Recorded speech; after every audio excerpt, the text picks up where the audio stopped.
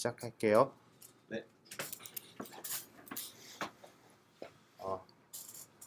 안녕하세요. 와. 제가 발표할 주제는 브룸 TMS 매니저 웹의 리액트 싱글 페이지 어플리케이션 폴더 구조고요. 저는 최태건이라고 하고요. 메쉬코리아 솔루션 개발팀에서 웹 프론트엔드 개발을 하고 있습니다. 제 소개를 간단하게 하면 2001년에 HTML이라는 거를 접했어요. 그때 막 네이버 마이홈 막 이런 거 있던 시절 있잖아요. 네이버가 그때 다음에 밀리던 시절. 그런 시절이 있었죠. 그때는 이 길에 들어서면 안 된다는 거를 몰랐는데 하필이면 이제 2003년부터 막 홈페이지 만드는 거 재밌네 하다 보니까 막 홈페이지 디자인 취미로 막 해보고 그러다가 2005년에 CSS라는 걸 만났어요. 그리고 돌이킬 수 없이 이제 막 점점 빠져들면서 이제 디자인을 취미로만 하고 풀타임으로 개발을 하고 있습니다. 저의 발표 주제가 폴더 구조잖아요. 그거를 폴더 구조로 정한 이유가 뭐냐면요.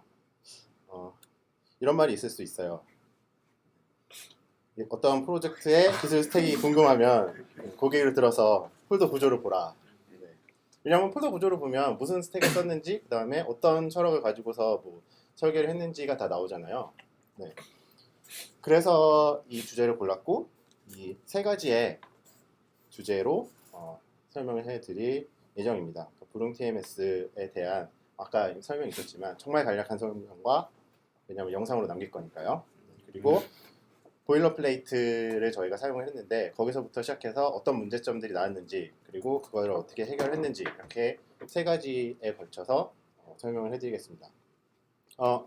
여기 계신 분들은 다 아시겠지만 처음 보신 분들을 위해서 간단하게 브룸 TMS에 대해서 설명을 해드린다면요. TMS라는 말을 저희가 엄청 많이 썼잖아요. 근데 이게 무슨 뜻인지는 설명을 아직 안 드린 것 같아요. 이게 뭐냐면 트랜스포테이션 매니지먼트 시스템이거든요. 그러니까 그 운송 수단을 관리를 하는 시스템이죠. 그러니까 정말 간단하게 소개를 드리면 뭐 이런 도시가 있어요. 서울같이 생겼지만 서울은 아니고요. 오른쪽 아래에 물류센터가 보이고 여기에 차들이 대기하고 있어요. 그리고 화물이 가야 되는 곳들이 지도상에 여러 군데 흩어져 있죠. 그리고 기사분들이 한강을 건너는 거 되게 싫어하세요. 그래서 뭐 강 같은 건 이제 못 건너게, 최대한 건너지 않게, 물론 이런 여기 가운데 보시면 얘는 어쩔 수 없이 한 번은 건너야겠지만 그런 일을 겪는 사람이 최대한 적게, 그리고 어떤 지역은 어떤 기사가 선호할 수도 있어요. 그쵸? 뭐 아까도 설명해드렸듯이 어떤 기사는 나는 뭐 삼성동에 모든 골목길 하나하나를 다 알고 있는데 왜 자꾸 나를 논현동과 뭐 역삼동에 보내냐라고 할 수 있잖아요. 그래서 기사마다 선호 지역이 분명히 있을 거예요. 그런 걸 바탕으로 해서, 그런 데이터들을 바탕으로 이렇게 그 차랑 경로를 매칭을 시켜서 보내는 겁니다. 이게 TMS고요. 한마디로 보시면 아주 간단하게는 오더 목록과 기사 목록과 다양한 배차 목록이 함수로, 그 함수의 결과로 이제 배차 계획이 나오는 그런 솔루션이라고 생각하시면 될 것 같아요. 자, 이걸 관리하려면 어떤 게 필요하냐면요. 엄청 많이 필요한데요. 제가 이걸 다 설명해 드리려고 이걸 한 건 아니고요. 그냥 많다. 그래서 이걸 다 관리하려면 무엇이 필요하느냐, 그게 문제겠죠.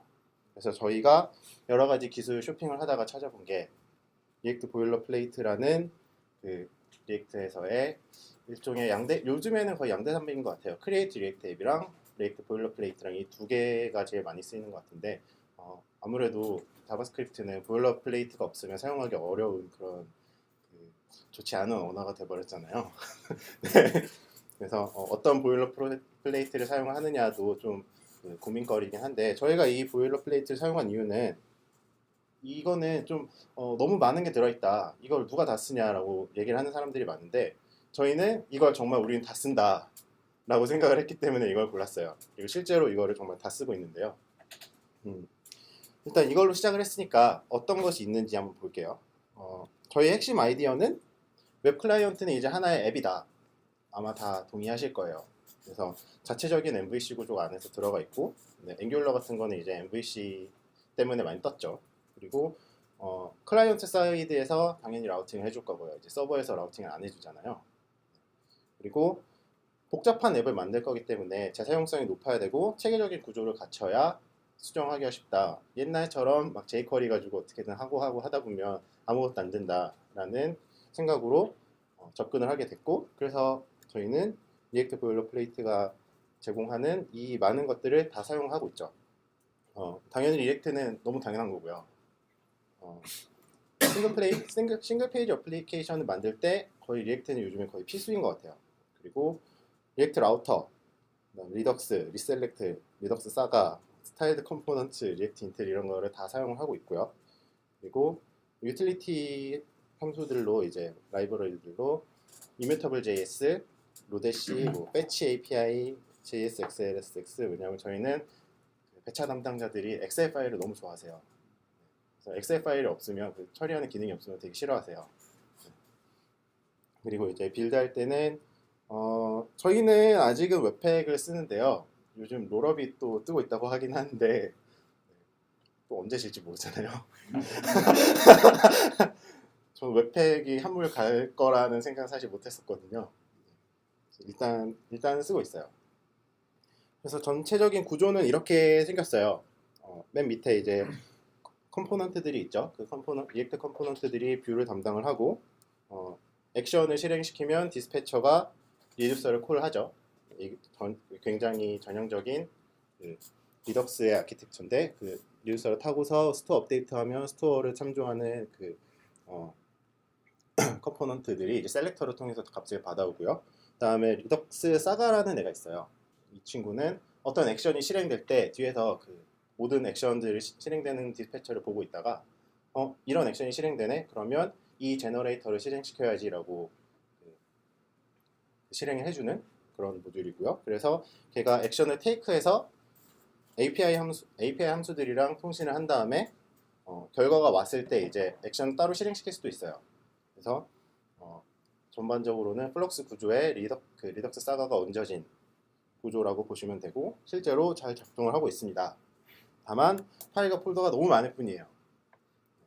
리덕스 앱을 만들어 보신 사람들은 100% 동의하는 말이 있습니다. 파일이 너무 많아요. 왜냐하면 이 구조 하나하나가 뭔가 다들 작동을 하는 함수들이잖아요. 함수나 아니면 파일들이잖아요. 그런 게 이렇게 많은 파일들을 만드는 거죠. 네. 심지어 컴포넌트들은 한두 개가 아니고요. 뭐 어떤 레이아웃에 뭐 어떤 게 있을 수도 있고 폼도 있고 저희는 진짜 엄청 많은 걸 쓰기 때문에 아코디언부터 시작해서 부트스트랩에서 제공하는 그런 옛날 것들 있잖아요. 그걸 저희 방식으로 다 구현을 했기 때문에 폼부터 시작해서 엄청 많은 컴포넌트들이 있고 레이아웃도 있고 그다음에 이제 그거랑 데이터를 엮어주는 컨테이너도 있고 액션, 뭐 사가, 셀렉터, 뭐 그다음에 API 바인딩 함수들, 뭐 리듀서 이런 것들이 엄청나게 많기 때문에 얘네는 어떻게 하느냐 그게 결국에 저희가 해결해야 했던 문제였는데요. 기본적으로 리액트 보일러플레이트가 어떤 구조를 제공하는지 보시면요. 네, 이런 폴더가 있어요. 앱 폴더, 뭐 인터널즈, 노드 모듈스, 서버 이렇게 있는데 뭐 노드 모듈스는 뭐 네. 건너뛰고요. 인터널즈에는 웹팩을 사용하는데 필요한 파일들이랑 그다음에 제너레이터들 예를 들면 뭐 얀 제너레이트 치면 이제 컴포넌트 만들래, 컨테이너 만들래 뭐 이런 식으로 물어보거든요. 그런 제너레이터들의 템플릿 뭐 그런 것들이 들어있고 서버는 그냥 한리루도 서버예요. 그래서 그 인터널즈랑 서버 폴더는 볼 필요가 없어요. 그래서 결국에 저희는 앱 폴더만 보면 되는데요. 앱 폴더 안에는 컴포넌트, 컨테이너즈, 테스트, 트랜슬레이션즈, 유틸스가 있습니다. 네, 테스트랑 번역, 그다음에 유틸리티 함수들은 정말 너무 명확하잖아요. 얘는 유틸리티에만 사용될 것 같다 이런 애들만 여기 들어가죠. 그리고 컴포넌트는 뭐 리액트 컴포넌트가 들어가면 되겠네라고 생각을 일단 할 수 있어요. 그러면 문제는 컨테이너인데 컨테이너는 리덕스를 처음 만든 댄 아브라모프가 얘기를 한 거로는 그것도 사실은 컴포넌트잖아요. 근데 컴포넌트인데 데이터와 관련된 일들을 하는 그런 그 좀 고차원의 컴포넌트. 그다음에 프레젠테이션 컴포넌트가 우리가 흔히 생각하는 정말 UI나 그런 것들만 하는 그냥 그 멍청한 덤브한 그런 컴포넌트라고 구분이 되어 있는데 근데 실상을 보시면 컨테이너즈 폴더에 들어가 보시면 되게 짬뽕이 있어요. 네. 레이아웃 컴포넌트, 뭐 액션, 셀렉터, 메시지스, 리듀서, 사가, 그다음에 밸리데이션 로직도 결국 여기 넣어야 될 거고요. 그다음에 비즈니스 로직, 예를 들면 뭐 엑셀 파싱하는 로직이나 그런 것들도 다 여기 들어갈 거 아니에요. 그러니까 한 폴더에 너무 많은 게 짬뽕돼 있는 거예요. 특히 레이아웃 컴포넌트가 문제죠. 레이아웃 컴포넌트는 만들면 만들수록 계속 나오잖아요. 네. 그리고 그러면 API 핸들러는 어디로 들어가야 되느냐? 여기에 껴넣느냐? 근데 컨테이너랑 API 핸들러가 맞는지 사실 의문이에요. 그렇죠? 그리고 퍼블릭 에셋들 이런 에셋들은 어디서나 쓰일 것 같은데 왜 얘가 컨테이너에 들어가도 될까라는 그런 고민을 할 수 있겠죠. 그러니까 지금 있는 폴더는 확실히 부족하고 뭔가 더 만들거나 구조를 고치거나 해야 된다는 거죠. 그래서 다시 한번 정리를 해드리자면 저희가 직면한 문제점은 페이지 레이아웃 컴포넌트가 어디에 있어야 되느냐. 컨테이너 폴더에 넣는다면 말 그대로 짬뽕이 되는 거고 컴포넌트 폴더를 사용을 하자면 예를 들면 뭐 기사 목록 페이지가 있으면 드라이버 리스트라는 컨테이너가 있고 드라이버 리스트라는 컴포넌트가 또 있는 거잖아요. 그럼 이름이 계속 중복되죠. 네, 그런 문제가 생기고 그 다음에 퍼블릭 에셋은 어디서 관리를 해야 되느냐라고 물어보면 이거를 컨테이너에서 하느냐 앱 전체에서 하느냐 이게 정리가 안 될 수도 있고요. 그 다음에 API 핸들링 함수는 어디에 있어야 되느냐 이건 아무도 알려주지 않은 거죠. 그래서 요 세 개의 문제를 저희는 풀어야 됐습니다. 그래서 어떻게 풀어야 되는지를 단계별로 보여드릴게요. 일단 첫 번째로 레이아웃 컴포넌트가 어디에 있어야 되느냐. 저희가 마음에 들지 않았던 거는 이게 실제로 리액트 보일러플레이트가 지금 제공하는 폴더 구조예요. 보시면 대문자로 된 파일이 있고 소문자로 된 파일이 있어요. 네, 대문자로 된 파일들은 컴포넌트들이에요. 소문자로 되어 있는 파일들은 컴포넌트를 제외한 파일들인데요.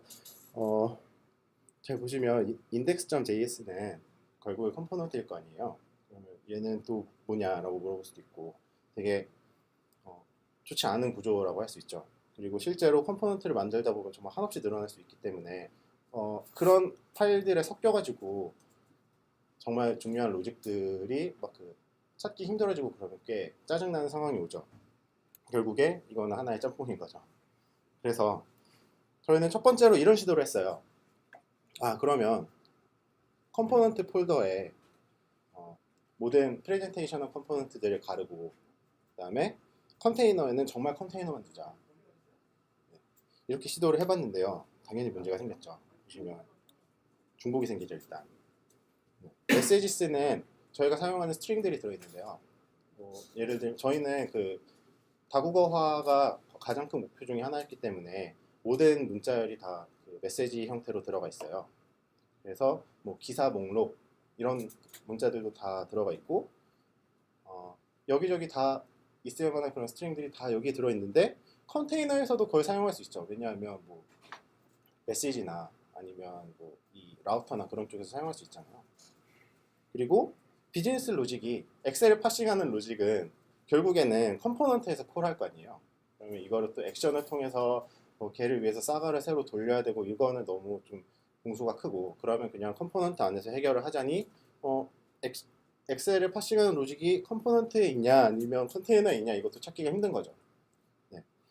그리고 제일 큰 거는 보통 에디터들을 보면 이런 식으로 어느 폴더에 있는지 간단하게 나오잖아요.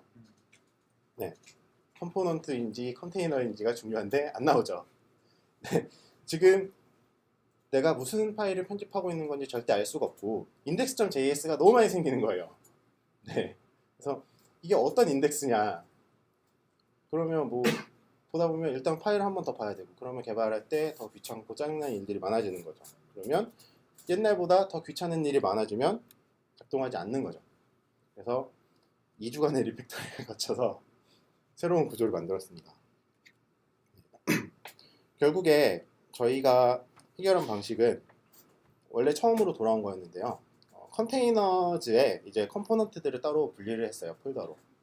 그래서 거기를 통해서 오게 돼 있고 잘 보시면 새로운 게 몇 개 생겼는데 그건 나중에 알려드릴게요. 네.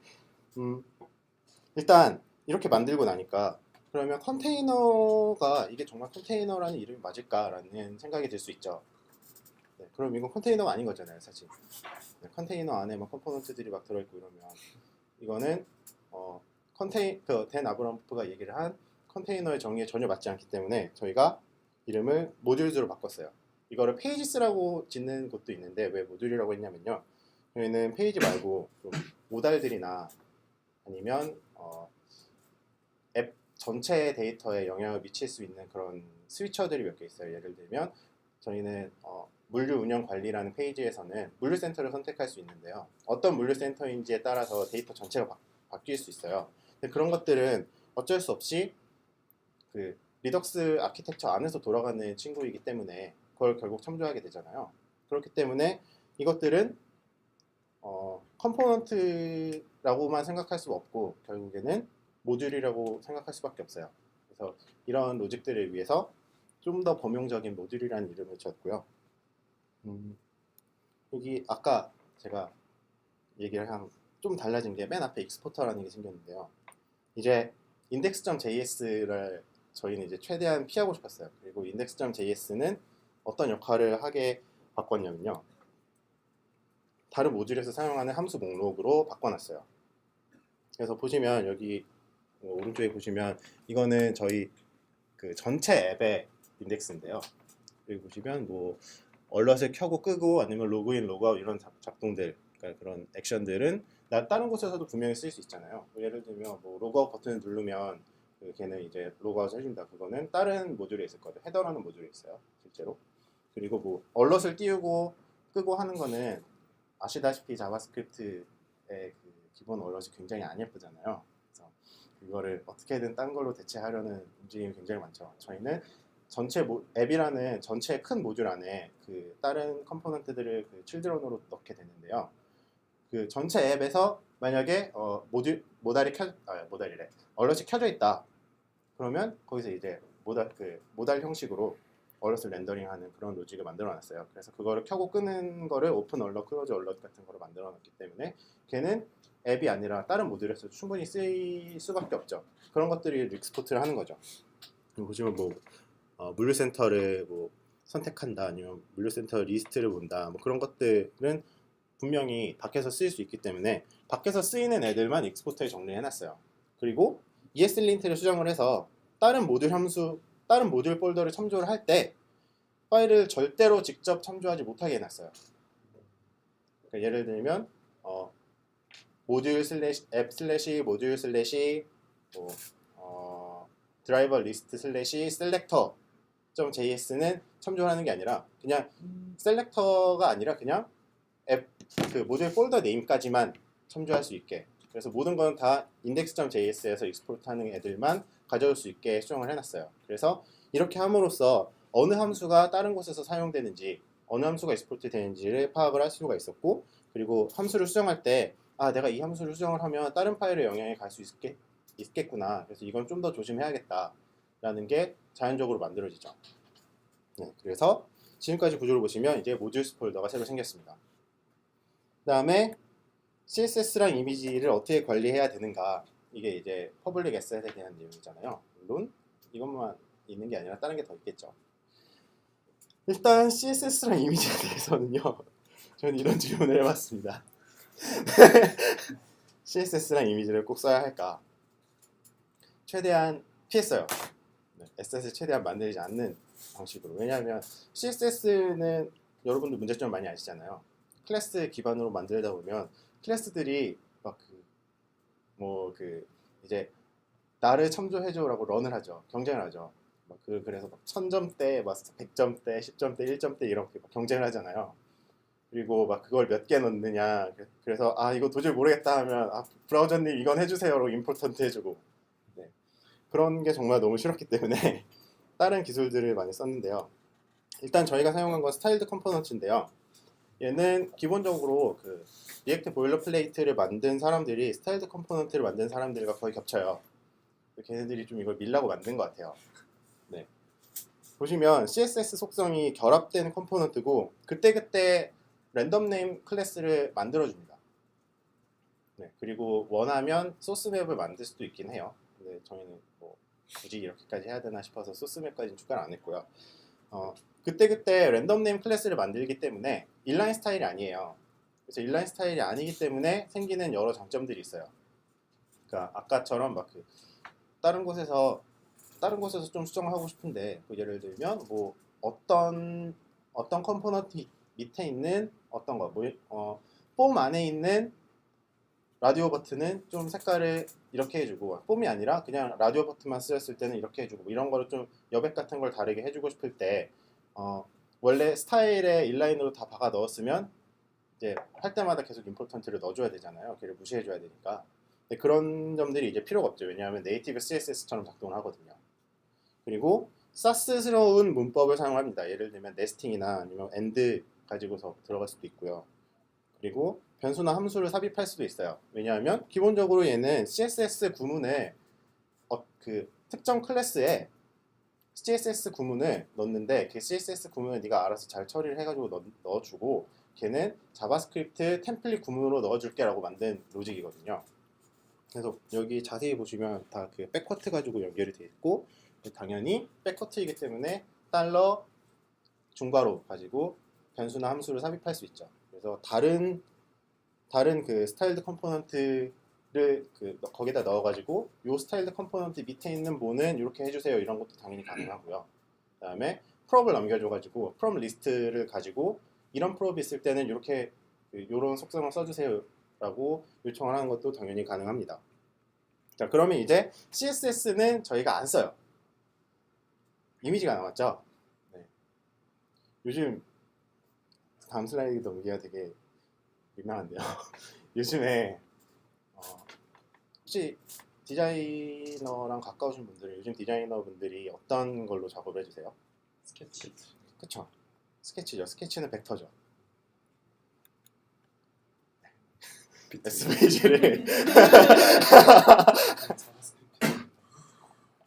네, 이거는 리액트라서 가능한 게 아닌가 싶어요. 그러니까 리액트는 기본적으로 XML에 굉장히 많이 기대고 있잖아요. 그렇기 때문에 아이콘들을 다 SVG로 저장을 한 다음에 그냥 SVG를 JSX에 갖다 박으면 그게 표시가 되죠. 그러면 대부분의 이미지는 SVG화하면 되겠다. 그래서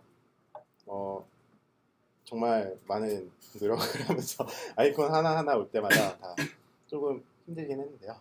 네, 전부 다 SVG화해서 인라인으로 삽입을 하고 특히 아이콘 같은 거는 아이콘 네임은 뭐 이렇게 하면 그 특정 아이콘이 나오게 만들어 놨어요. 네, 좀 무식한 방법이긴 한데요. 물론 이렇게 하지 않고 다른 방법도 쓸 수 있었어요. 예를 들면 아이콘 폰트를 사용할 수도 있잖아요. 네. 어쨌든 뭐 폰트나 그런 것들은 해결할 수 없기 때문에 그래도 써야 될 때는 있죠. 그럴 때 이제 아까 저희가 모듈 개념을 만들면서 세운 하나의 원칙을 사용을 했어요. 그게 이건데요. 글로벌하냐? 글로벌하면 앱 폴더 밑에 assets 안에다 넣자. 그리고 글로벌하지 않다. 얘는 누가 봐도 이 모듈에서밖에 쓸 수 없다. 예를 들면 저희가 물류센터 수정 페이지 안에 물류센터에 들어갈 우편번호 권역을 엑셀로 삽입하는 기능이 있어요. 그러면 그 엑셀을 삽입하는 기능이 있으면 엑셀에 샘플 파일을 줘야겠죠. 유저를 위해서. 그러면 걔는 절대로 물류센터 수정 폴더 외에는 다른 곳에서는 사용이 될 리가 없죠. 정말 이런 식으로까지 확정을 할 수 있는 애들은 모듈 안에 넣었어요. 네. 그래서 지금까지 구조를 보시면 에셋 폴더가 새로 생겼죠. 네. 이제 API 핸들러가 남았는데요. 네, 지금 2017년이잖아요. 리액트랑 jQuery를 같이 쓰시는 분은 없으리라고 생각을 합니다. 왜냐하면 jQuery는 돔이랑 이벤트 핸들러랑 AJAX 래퍼랑 유틸리티 함수가 섞여 있는 그런 거잖아요. 근데 유틸리티 함수는 로데시가 더 잘해주죠. 그리고 AJAX 래퍼가 남긴 했지만 리액트는 더 좋은 이벤트 핸들러잖아요. 돔도 리액트가 훨씬 잘 다루고요. 그렇기 때문에 리액트랑 jQuery를 같이 쓰면 jQuery에서 제일 무거운 부분인 돔 핸들링을 버리는 건데 이게 우리가 쓸 필요가 있느냐 이런 질문들 때문에 결국에 리액트랑 jQuery를 같이 쓰는 사람들은 거의 사라졌을 거예요. 그렇다면 AJAX 래퍼를 안 만들고 써보자니 이거 제가 모질라 MDN에서 가져왔는데요. 이거 그대로 쓰고 싶은 분은 없을 거 아니에요. 네. 그래서 저희는 API 핸들러를 좀 이런 코드를 안 쓰고 최대한 좀 더 그 사가 같은 데에서 이제 API를 호출을 할 텐데 거기서 좀 더 잘 콜을 할 수 있게, 좀 더 쉽게 콜을 할 수 있게 핸들러를 바닥부터 만들어 왔습니다. 그래서 일단 프론트엔드 쪽의 스펙은 저희는 패치 API를 쓰기로 했어요. 물론 여기에 장단점이 있긴 하지만 저희가 패치 API를 쓴 이유는 일단 콜스 설정이 너무 쉬워요. 그래서 저희는 실제로 밖으로 보여지는 주소는 늘 바뀔 수 있잖아요. 왜냐하면 저희가 팀원에다가 공급을 하면 tms.timon.co.kr로 들어갈 수 있는 거고, 아니면 저희가 사스 형태로 그 서비스를 하면 브롱엔진닷컴 안에서 들어갈 거고, 뭐 브롱tms.com 안에서 들어가고 이런 식으로 나올 텐데 주소랑 API 서버의 주소랑 당연히 다르겠죠. 왜냐하면 API 서버 주소는 AWS에 있기 때문에. 그리고 이게 일종의 새로운 표준이다라는 점도 패치 API를 사용하는데 선택하는데 큰 영향을 끼쳤고요. 그리고 어쨌든 뭐 이거를 선택했기 때문에 얘를 더 간단히 쓸 수 있는 래퍼 함수는 필요하겠죠. 그리고 서버는 일단 RESTful API를 사용을 하고 있었어요. 아직 GraphQL을 사용을 하진 않았고요. 왜냐하면 저희는 조인해야 될 게 너무 많았어요.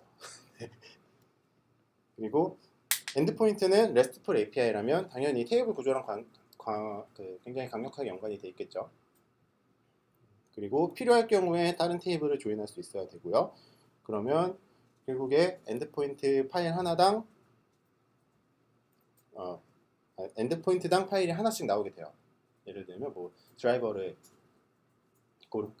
슬래시 뭐 드라이버를 요청을 한다. 그러면 뭐 이게 드라이버.js가 필요하겠구나 이런 건데 좀 더 자세히 설명을 해드리자면 이런 거죠. 저희는 앞에 부분을 좀 이거는 얘네는 저희가 설치형으로 사용하는데 어쩔 수 없이 엔진을 하나를 쓰기 때문에 어쩔 수 없이 넣은 부분이고요. 그러니까 어느 회사에서 우리 엔진을 요청을 한다 이거이기 때문에 이거는 모든 함수 앞에 이게 다 들어있어요. 그래서 요 뒤에가 중요한 거예요. 만약에 리소스 네임이라는 게 있다. 그러면 리소스 name.js를 만들어서 걔랑 1대1 매핑을 시키는 거예요. 그러면 요 API가 슬래시 드라이버에 있는데 그러면 어디로 가야 될까? 라고 물어보면 driver.js를 봐야 된다라는 굉장히 간단한 답이 나오죠. 그래서 이런 구조를 만들게 됐고요. 전체적으로 API는 모듈이랑 연관 지을 수 없기 때문에 앱 폴더 밑에 서비스라는 폴더를 만들고 그 밑에 API랑 웹소켓을 만들었어요. 저희는 실시간 기사 관제도 필요했기 때문에 웹소켓 핸들러도 있어야 됐고요. 어쨌든 API 폴더 안에는 resources라는 폴더가 있어서 실제로 사용된 리소스 이름에 매핑되는 그런 함수들이 다 여기 들어있고요. index.js가 걔를 익스포트를 하고 있습니다.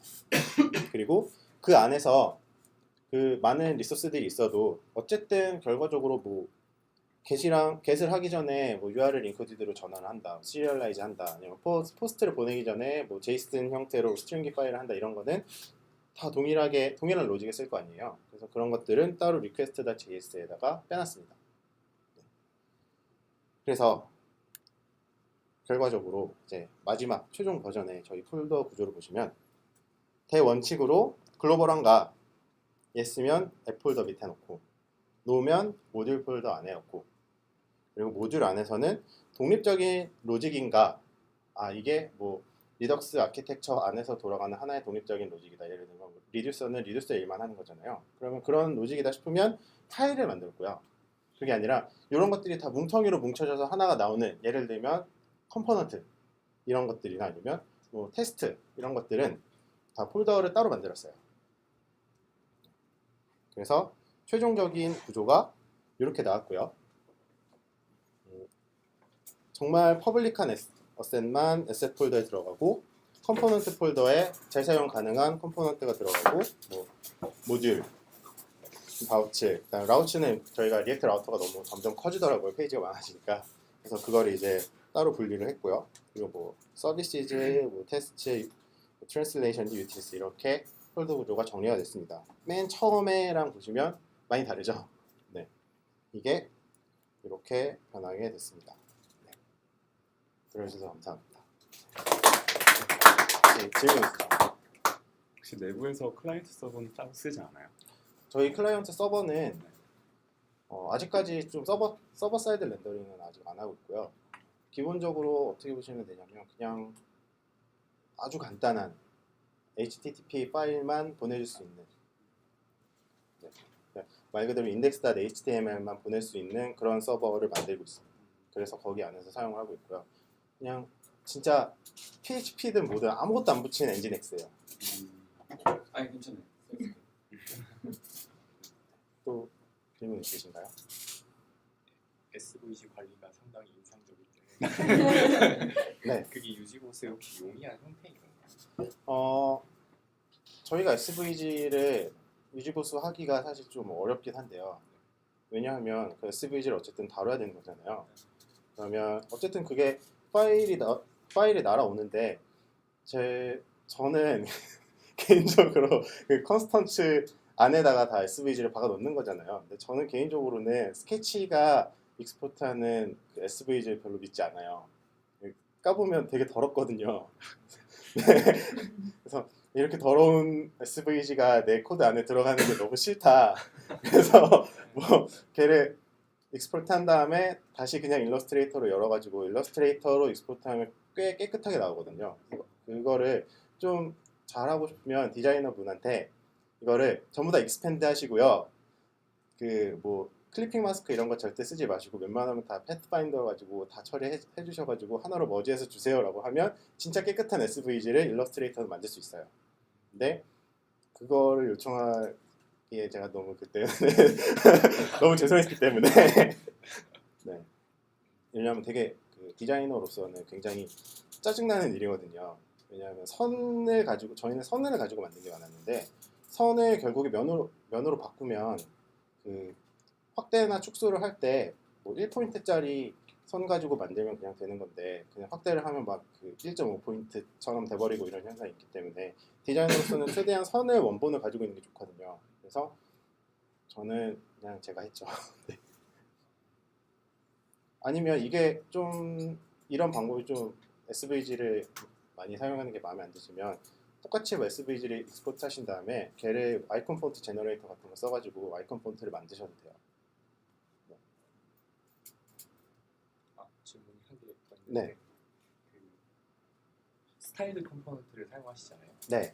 개인적으로 느끼는 전 스타일드 컴포넌트의 단점이 JS 안에 이제 네. 일단 CSS랑 JSX랑 자바스크립트 세 개가 다 네, 보니까 맞아요. 그리고 이제 스타일드 컴포넌트를 쓰게 되면은 이제 예를 들면 리스폰시브 코드를 짰을 때 굉장히 네. 코드가 비대해지는데 네. 그런 문제는 어떻게 해결하고 있어요? 리스폰시브하게 만드는 거는 사실 그 안에 뭐 여러 그냥 좀 어느 정도 해줄 수 있게 만들어주는 애들이 있긴 하잖아요. 근데 정말 어쩔 수 없을 때에는 클래스 기반으로 뭘 하기도 해요. 그래서 그 미디어 쿼리랑 어쨌든 막 잘 섞어가지고 어떻게든 하고 있는데요. 저희도 지금 이 버전으로 만들고 난 다음에 느낀 게 그 로직 하나를 컴포넌트 로직 하나 수정하기 위해서 이만큼 되는 스타일드 컴포넌트 문구를 다 지나쳐야 되거든요. 그러면 얘네들은 따로 밖에다 빼놓으면 되겠다라는 생각을 해가지고 지금 그런 거를 어떻게 뺄까를 고민하고 있었어요. 근데 지금 저희로서는 급한 게 테스트를 좀 더 잘하자 하기 때문에 테스트 쪽에 매진하고 있고요. 그런 거는 저희도 지금 스타일드 컴포넌트 2 문법이랑 그런 것들을 도입을 하는 게 저희도 지금 리팩토링 리스트 안에 들어가 있어요. 네, 리팩토링을 하려면 테스트가 잘 돼야 되기 때문에 그걸 먼저 하고 있습니다. 네. 또 궁금하신 점? 테스트는 어떻게 거였어요? 테스트는요, 저희가 그 리액트 보일러플레이트를 처음 도입을 할 때에는 그 정말 엄청 많이 짬뽕해가지고 주더라고요. 모카, 뭐 차이 뭐 이런 걸 막 줬는데요. 그런 거 써보고 나서 아니다. 그냥 제스트 쓰자 해서 지금 제스트로 옮기고 있습니다. 제스트가 일단 제스트를 처음 도입하면서 느낀 장점은요, 굉장히 빠르다. 네, 그게 장점이라고 느끼고 있고, 단점으로는 브라우저에서 사용하는 그런 함수들 있잖아요. 그런 것들 윈도우 함수들을 걔네들은 기본적으로 인바이러먼트가 노드 인바이러먼트이기 때문에 그런 걸 좀 제공 잘 안 해주더라고요. 그래서 그때 다 그 목 함수를 만들어 가지고 넣어야 되는 게 좀 귀찮아서 그걸 좀 더 잘할 수 있는 방법이 없을까 좀 찾고 있어요. 저도 지금 막 제스트로 바꾸고 있기 때문에. 그것도 궁금해요. 혹시 웹팩으로 최적화는 어떻게 하고 계세요? 용량 최적화. 일단 그 3번 이상 사용한 파일들 묶어주고 있고요. 그다음에 노드 모듈 따로 묶어주고 있고, 그리고 XLSX 쪽이 좀 짜증나는 게 많이 있더라고요. 그래서 걔네들은 다 어싱크 세팅 켜가지고 그 XLSX와 관련된 모듈은 사실 맨 처음에 걔네들 로드할 필요가 없잖아요. 그렇기 때문에 걔네들은 좀 천천히 로딩될 필요가 있다라고 보고서 걔네들은 또 따로 빼놨어요. 그렇게 해서 그렇게 안 했을 때 저희가 전체 그 빌드 용량이 20메가에 gg패스트 6메가가 나왔는데요. 그렇게 한 다음에는 총 4메가의 gzip 용량 1메가로 줄였어요. 네.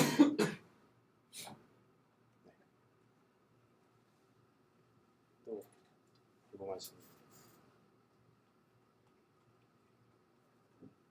선생님 언제 왔어요? 뭐야? 소주에 나는 저희 같이 있어. 없는 거. 네, 그러면 이상으로 마치겠습니다. 그래서 자세한 내용이랑 글은 저희가 메시코리아 기술 블로그에 이 과정을 글로 해서 좀 쓰고 있고요. 그리고 슬라이드 쉐어 같은 데에도 공유를 해드리겠습니다. 감사합니다.